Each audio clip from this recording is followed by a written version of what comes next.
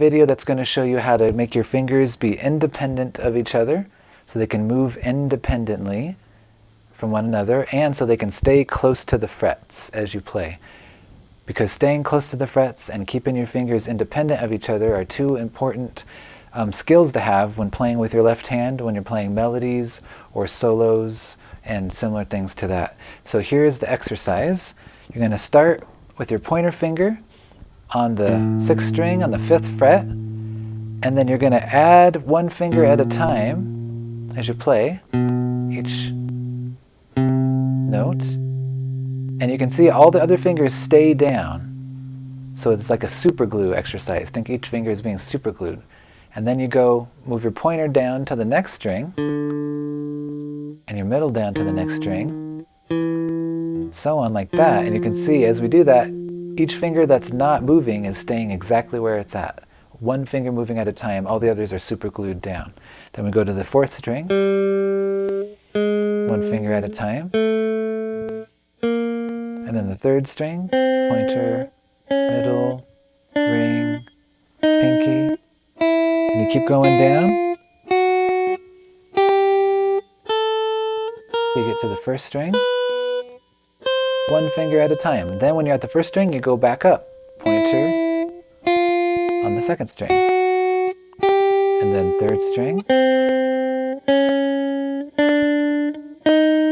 And so on as you're going all the way back up. Then 5th string. And 6th string. And so this exercise, do it plenty slow, because what you're working towards is not speed for this exercise. What you're working towards is having your fingers stay planted in their spot as you're moving the other fingers. So as you're playing, if you notice that some fingers are wanting to come off or they're kind of moving around, that's where you can focus your training and really make sure each finger is super glued right next to its respective fret as you're playing. And that's really going to train your fingers to become independent of each other and to stay close to the frets when they're not playing. And so this exercise, if you only have a short amount of time, just do it the way we just showed you on the 5th fret, going down and coming back up. But ideally, if you have more time, you want to train your fingers to be able to have those two qualities for all up and down the neck. So the 5th fret is kind of like a general in-between common area for playing, so it's a good place to practice it if you only have a short amount of time. But if you have more time, you can start here on the 1st fret, do the exercise, and you'll go down and up just like we did the 5th fret.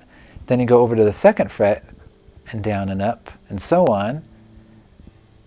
Each fret all the way until you get to the 12th fret.